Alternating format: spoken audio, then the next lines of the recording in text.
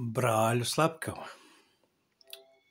Brāļu slepkava mēs varam lasīt 1. mūzes 4. nodaļā par Kainu un Ābeli.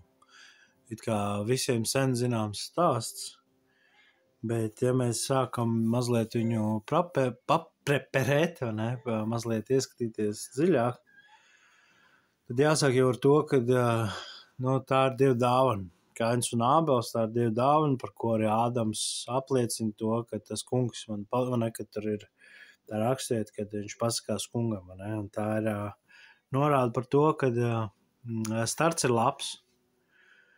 Vēl ļoti svarīga lieta ir saprast, ka tā ir reāli cilvēces sākums, jo Ādams un Ieva tie ir bišķiņi paranormālie cilvēki, jo viņi ir no Dieva veidot un radušies.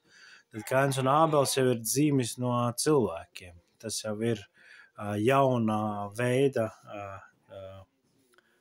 var teikt, cilvēks, bet iepriekšēji jau tāpat, bet tas jauns tāds sākums, jauns cilvēks veidošanās būtībā sākās.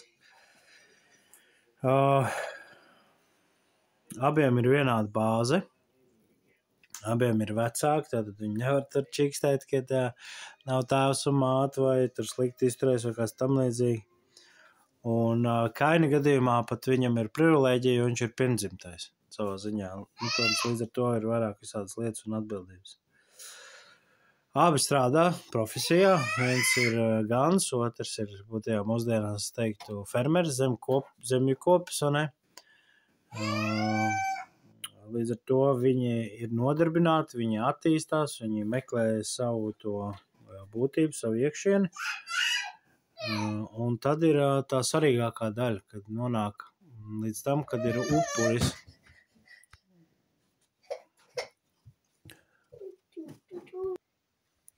Tā mazliet fonā varbūt kāda bērni, tā kā viss kārtījā. Un tad nonākam pie paša svarīgākā, pie upura. Un tur mēs varam lasīt, kad notiek upura darīšana un tam līdzīgi. Un tad arī jautājums, kāda ir funkcija un mērķis upurim. Un funkcija šodien darot kaut ko, tu sagādā, cerams, labāku nākotni, Ievas un Ādama gadījumā redzot, ka viņi nepaklausībai upurējot ēdot to auglu, viņu sekas nebija forši labu gaišu nākotni, bet tieši pretēji viņi sabojā sev nākotni un visiem arī pārējiem, teiksim tā. Tad, ko mēs vēl varam redzēt? Tur ir tāda nianse, ka Kains pēc kāda laika, kad viņš ir kļuvis par zemkopi, pēc kāda laika ir tāda sentence, un tad viņš nes upuri Dievam. Turpretī Ābels nes pirmdzimtos.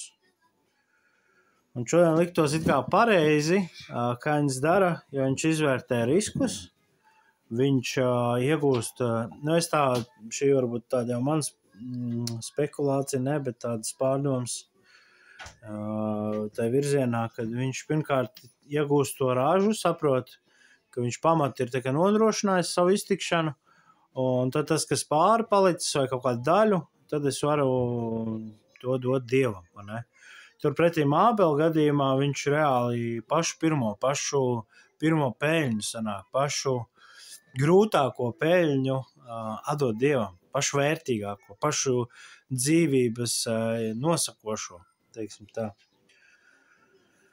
Un tas arī aizved uz to, kura upuris ir sāpīgāks, aprēķināts, nolikts tāds ar investīcijas konceptu vai otrs aiz sirds motīvu vadīts, kad iepriecināt, radīt prieku Dievam, radīt pārsteigumu par to, ko tu esi licis priekšā, kad tas tev ļoti kaut ko maksā, kad tas tev sāp, ka tas ir izturēts, ka tas daudz, kas ir bijis priekš tevī. Un tāpēc nav svarīgi īstenībā, ko upurē, bet svarīgi, kas un kā upurē. Un šodien mēs īstenībā par upuriem arī varam redzēt, piemēram, par Dāvidu, kad tur džeki, viņi tie padotie, bet viņi tie kaujas-biedri, kur bija viena tā situācija, ka viņi tur izkaro dabūn. Dāvids izteica, ka viņš vēlētos padzerties no vienas tā sakas, kas atradās ienaidnieku pusē, un viņa draugi bija tik iespaidīgi, ka viņi reāli riskējot ar dzīvībām, tik līdz tai akai iesmēli tur to kausiņu, vai kas tur bija, nu tā virspusīgi atstās, bet tas koncepts, un tad viņi pienes Dāvidam. Un ko Dāvids izdarīja? Viņš vienkārši izlēja viņu uz zemes. Es, kad to lasīju, liekas, ārprāts, ko viņš dara, muļķis tās trakais un tā tālāk. Bet īstenībā jau nē. Īstenībā viņš arī to novēlēja Dievu. Viņš pasaka, ka tas Dievu, ka tas ir tik vērtīgs, ka viņš nav tā cienīgs, ka viņš to atdod Dievam, un tajā brīdī viņš arī iegūst, es ticu, ka daudz lielāku vērtību kā līderis, kā vadītājs to džeku, to cilvēku vārdā, kas tur darbojās. Riskējot ar savu dzīvi. Un tas parāda to sirds attieksmi pret Dievu, ka Dievam ir specifiska, ļoti sulīga, garšīga vieta tavā dzīvē. Un, jā. Un par upuri,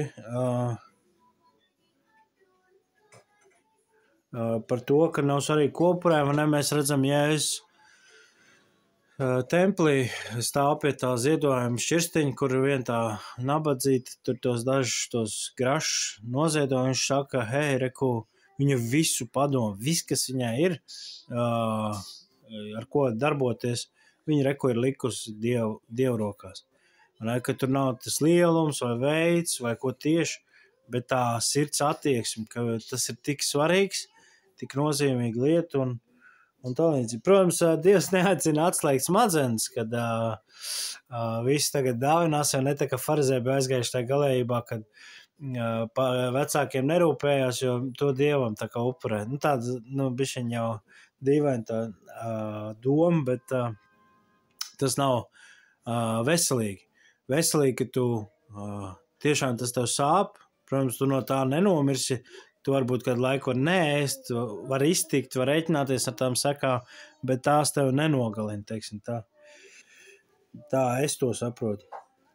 Un tad ir arī tas upuris parāda attiecību dziļumu, ka tu zini, kas Dievam patīk, ko Dievs vērtēs, kā Dievs bieži vien nevis to pašu gala produktu vērtēs, bet to procesu, kas stāvēs tā, cik tu tur esi apdomājis un darbojies un darījis. Tāpēc arī par finansēm un draudzēs mēs bieži dzirdam, ka priecīgi devēji. Jo priecīgs ir labvēlīgs, kad viņš man ir svarīgs, es gribu atbalstīt, es gribu, lai tas notiek, lai tas sekmējās. Un tas man sāp, bet es gribu to, un tas man ir svarīgi.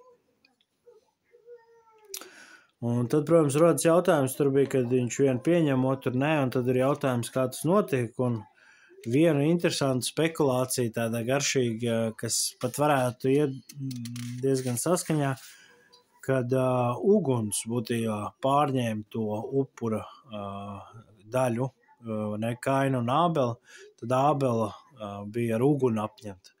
Un pēc tā viņi varēja saprast, ka viens ir pieņemts, otrs nē. Tas par pašu upuri, bet interesanti, es tā nebiju aizdomājies, kad savā ziņā lasot liekas, ka tur tāda savu saunsensība ir, bet īstenībā Dievs varēja abus šos upurus uzlūkot. Un tur nav saunsensība, ka viņš tikai vienu izvēlēsies. Tur īstenībā bija paredzēts, ka viņus abus var uzņemt. Un ko vēl var saskatīt, ka Kainam tur ir savu ziņā schēma, viņam jau ir savs izdomāts scenārijs, izmanipulēt savu plānu, bet teiksim tā, un kad egoistiski savu interešu motīvu vadīts. Ābels arī ir savu interešu vadīts, bet ne egoistiski. Viņš ir interešu vadīts, lai veidot attiecības ar Dievu, iepriecināt Dievu, bet ne, lai tās attiecības izmantotu. Un šeit līdzīgi kā pazudušā dēla, līdzībā arī ir divi dēli. Vienā gadījumā viens atgriežas un viņš algs pēc tēva, pēc viņa cik kruti, ka man bija tēvs. Otrs pēc gaida, ka tas tēvs beigsies un varēs saņemt mantojumu. Ka viņam nav svarīgs mantojuma devējs, bet pats mantojums. Un šeit arī to var ļoti labi redzēt, tas konceptuāli ir pamanāms. Un tad ir tā lieta, kad Kains nav mierā ar Dievu spriedumu, kad pieņem to upuri.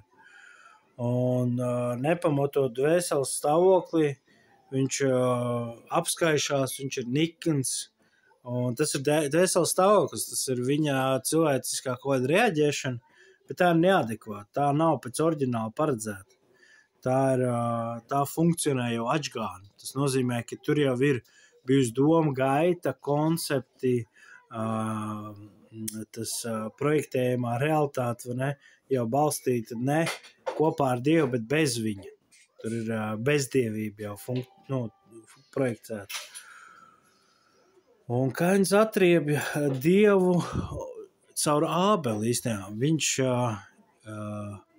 Viņam viss, kas ir ap Dievu, sāk, es nezinu, vai jūs savās dzīves piedzīvojuši, bet ir tā, kad kādreiz, ka bandiņas tādas, kad jaunāki puiši meitenes ir, tad rodās bandiņas, un neatkarīgs kā tu kā indivīds esi, bet ja tu esi tās bandas dalībnieks un tu ienīsti to bandu, tad automātiski tu arī tiec ienīsts. Un šeit ir līdzīgi, kad Kains mēģina atriept Dievu, nogalinot Ābeli. Viņš tā riebjās, un viņš mēģina Dievam īstenībā nodarīt pāri, parādīt, ka nav mierā, ka nav saskaņā, ka es neesmu tavā priekšā, man nav jādod tev norēķini, viss šīs tā lietas. Un tad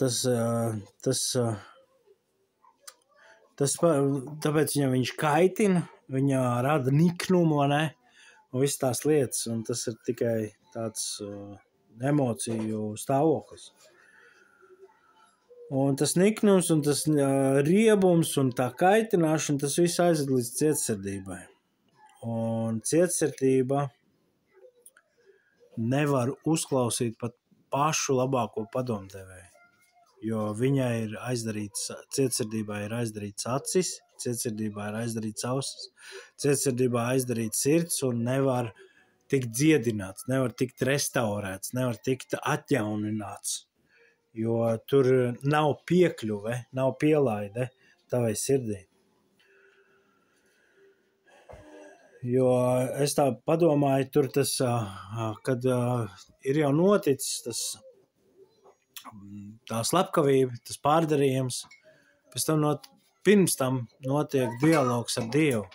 Es tā pieļauju pat šodien Kaina gadījumā, pat netiktu tās dialogs noticis, jo mūsdienu cilvēks, viņš pat jau izvairās, lai vispār, ja tu ienīsti to cilvēku, viņš tev kaitina, tu no viņa izvairs, tu viņu kancelē nost, tu viņu izgriez, tu neko negribi dzirdēt, kas ap viņu ir.